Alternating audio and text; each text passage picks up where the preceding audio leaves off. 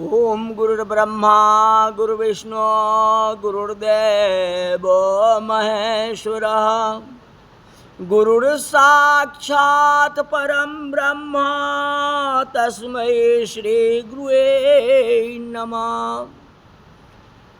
गौतम ऋषि को गौ हत्या का पाप लगा।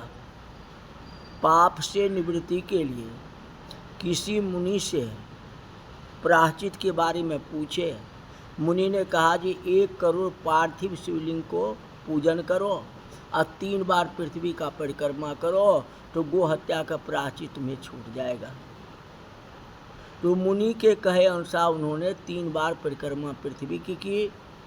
फिर जो है 1 करोड़ शिवलिंग बनाकर उनकी पूजा की, जिसके प्रभाव से शंकर भगवान प्रकट हो गए। कहते हैं वरदान मांगो। तो गौतम जी वरदान में मांगा कि मुझे गंगा को दे दो, मेरे को गंगा जल चाहिए। तो शंकर भगवान ने गंगा जी को आवाहन किए। गंगा जी वहाँ गौतम जी के पास में पहुँच गए। शंकर भगवान कहते हैं जो गौतम के पूरे परिवार में जो गो हत्या का पाप लगा है उससे तुम निवृत्ति कर दो इसे। कहे जो आपकी आज्ञा। कहे इतनी आज्ञा नहीं है, आप यहाँ प्रवाहित हो जाओ और जब तक कलयुग रहेगा तब तक आपको यही स्थान पर रहना पड़ेगा। और जो इनमें स्नान करेंगे उसको सारे के सारे पाप नष्ट हो जाएंगे। आप ऐसा करें। तो गंगा जी ने कहा कि स्वामिन, यह तो तभी हो सकता है जब आप पार्वती जी के साथ शरीर धारण करके मेरे पास निवास करें। पर आप कहते हो जो कलयुग के अंत तक रहने के लिए तो आप भी यही निवास करो, इससे हमारे संसार में कीर्ति होगी, तब तो मैं पृथ्वी पर रहूंगी, अन्यथा नहीं रहूंगी। तो सदाशिव बोले कि देवी तेरे मेरे में कोई भेद नहीं है, दोनों तो एक ही रूप हैं। फिर भी अगर तुम ऐसा चाहती हो तो मैं तुम्हारे समीप ही निवास करूंगा। तब वहां पर परमेश्वर शंकर त्र्यंबकेश्वर नाम से और गंगा जी गौतमी नाम से विराजने लगे। तो गौतमी तट पर जो है त्र्यंबकेश्वर है। तो गौतमी गंगा जी पर तो पुष्कर राज सरोवर, गंगा आदि तीर्थ, विष्णु आदि देवता सबका निवास है। सूजी बोले कि ब्राह्मणों, जब गौतम जी ने प्रार्थना की तो गंगा जी स्वयं ही उस पर्वत से फूट के निकली और गुल्लर की शाखा जैसी उनको प्रथम प्रवाह हुआ, जिसमें सर्वप्रथम गौतम मुनि ने स्नान किए, फिर उनके शिष्य, फिर उनके परिवार, सबके सब स्नान किए। उस समय से वो स्थान गंगा द्वार के नाम से प्रसिद्ध हुआ। इसके पश्चात गौतम जी के साथ विद्वेष करने वाले वे सब ऋषि भी स्नान करने आए। उन्हें देखते ही गंगा जी अंतर्ध्यान हो गई। तो गौतम जी हाथ जोड़ के बार बार उनकी स्तुति करते हुए कहने लगे, हे गंगे, ऐसा मत करो, जाको कांटा बोए ताको बो तुम फूल, उसका कांट का कांट है, तुमको है त्रिशूल। कहते ऐसा मत कीजिए, मेरे पुण्य प्रभाव से इन अभिमानी साधु असाधुओं को भी दर्शन दीजिए। उसी समय यह आकाशवाणी हुई, हे ऋषि, बड़े कृतघ्नि हैं, ये धूर्त हैं और पाखंडी है, जिससे ये दर्शन से सर्वथा अयोग्य है। यह सुन गौतम जी ने कहा कि माता, तुम्हें तो शिव जी के सत वचन को पालन करना है ना, क्योंकि उन भगवान का कहना है जो अपकारियों का भी उपकार करता है मैं उसके द्वारा पवित्र होता हूँ। तब गौतम जी का ऐसा वचन सुन के फिर आकाशवाणी हुई कि हे गौतम मुनि, तुम्हारे वचन बड़े ही कल्याणप्रद है। इनके पाप का निराकरण तभी होगा जब ये ऋषि अपने पाप का प्रायश्चित करें, और उनके लिए इन्हें धर्म ही वैसी व्यवस्था दो जब ये तुम्हारे विशेष अधीन होकर के इस पर्वत का 100 बार परिक्रमा करें। आपने पृथ्वी का 3 परिक्रमा किया, ये ऋषि लोग जो है 100 बार जो है इस पर्वत की परिक्रमा करें, तो इन दुष्ट को मेरा दर्शन प्राप्त हो जाए। गंगा जी की ऐसे वाणी सुन के उन ऋषियों ने गौतम जी से क्षमा मांगी, उनकी शरण ली। गौतम ने उन्हें धर्म की व्यवस्था दी। तभी से गंगा द्वार के नीचे का वह भाग कुशावर्त नाम से प्रसिद्ध हुआ और गंगा जी वहाँ प्रकट हुए। यह कथा इस प्रकार भी है। जो क्रोधित हुए गौतम मुनि ने उन ऋषियों को श्राप दिया था, जिससे वह शिव पूजन से विरक्त हो गए थे। तब बहुत प्रयत्न से उन्होंने अपने आश्रम में जाकर के अति पवित्र शिवजी के शक्ति और पुनः कांचीपुरी में जाकर निराश हो वहाँ निवास किया।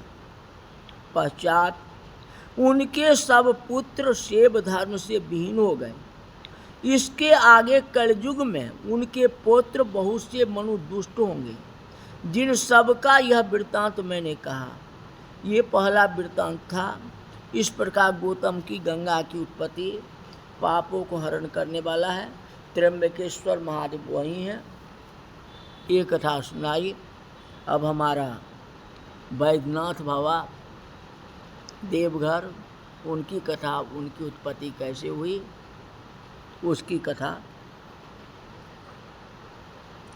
सूत जी कहते हैं कि ब्राह्मणों प्राचीन काल में मान पाने की इच्छा से लंकापति रावण कैलाश पर पहुंचा और श्रद्धा के साथ भगवान शंकर जी को प्रणाम किया, किंतु शंकर जी प्रसन्न होते दिखाई नहीं दिए।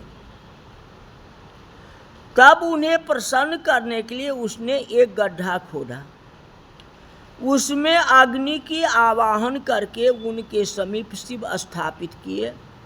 फिर गर्मी में पंचाग्नि ताप कर, वर्षा में पानी सह के, शीत में शीत का प्रवाह न करके कठिन तपस्या करने लगा। कौन? रावण। फिर भी सफल नहीं हुआ।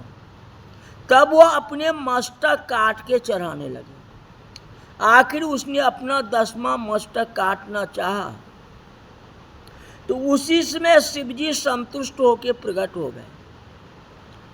सदा शिव ने अपने कृपा द्वारा उनके सभी मस्तक ज्यों का त्यों कर दिए, उसे पराक्रम भी प्रदान किया।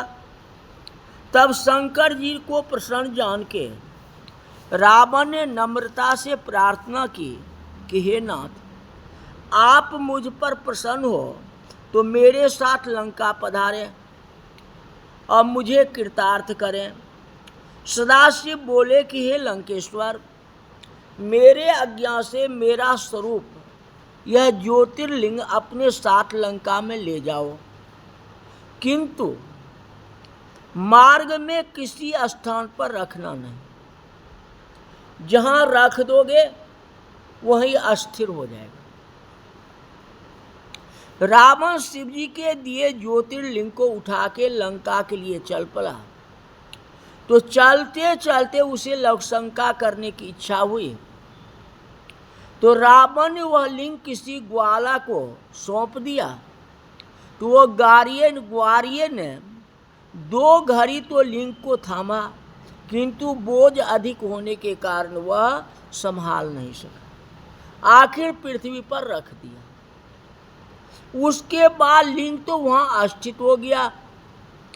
फिर रावण ने शिव स्तुति करके शिव को से वरदान मांगा, फिर लंका की ओर चल दिया। यही लिंग वैद्यनाथ धाम से प्रसिद्ध हो।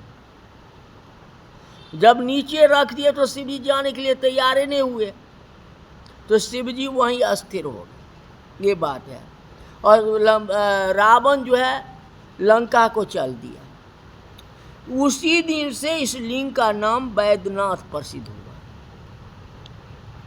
रावण शिव जी से वरदान पाके सभी लोग को जीतने की इच्छा करने लगा।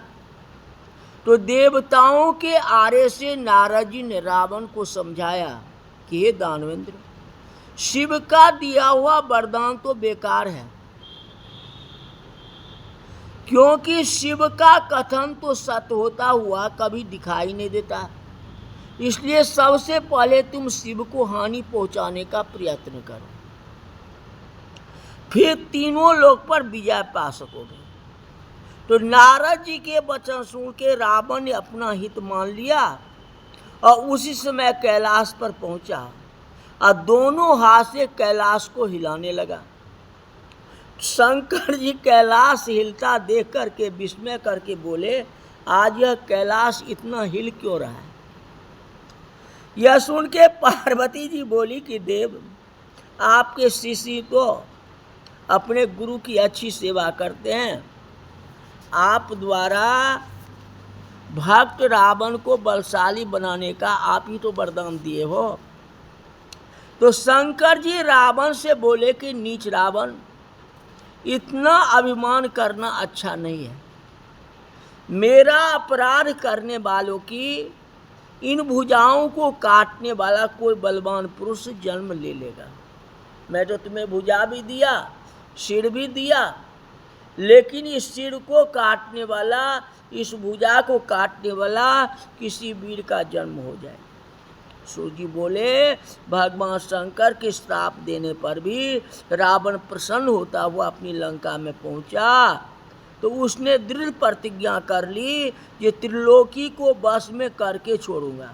जब त्रिलोकी हमारे बस में हो जाएंगे तो मुझे कौन सिर काट सकता है, कौन हमारा हाथ काट सकता है। तब अपने पराक्रम से देव, दानव, गंधर्व, यक्ष, राक्षस, मानव आदि सबको अपने बस में कर लिया। तो इस तरह हमारे बैद्यनाथ धाम का, बैद्यनाथ जी का बहुत महत्व है। उसी तरह नागेश्वर नाथ का भी महत्व बहुत है। ये 12 ज्योतिर्लिंग है। ये जो है दारुक वन में है। प्राचीन काल में एक दारुक नाम का दानव हुआ। उनकी स्त्री दारुका नाम की राक्षसी थी। दोनों स्त्री पुरुष दुर्गा जी के दिए सुंदर वन में रहा करती थी। वह वन पश्चिम के समुद्र के समीप था। वहाँ के निवासी उन दोनों राक्षस और राक्षसी के उपद्रव से अत्यंत दुखित हो गए और नाम के एक ऋषि के आश्रम पर पहुँच के उस ऋषि को अपना दुख सुनाया। तब और बोले कि डरो मत, जब भी राक्षस जीवों को हिंसा एवं जग विनाश करने लगेंगे तभी उनकी मृत्यु हो जाएगी।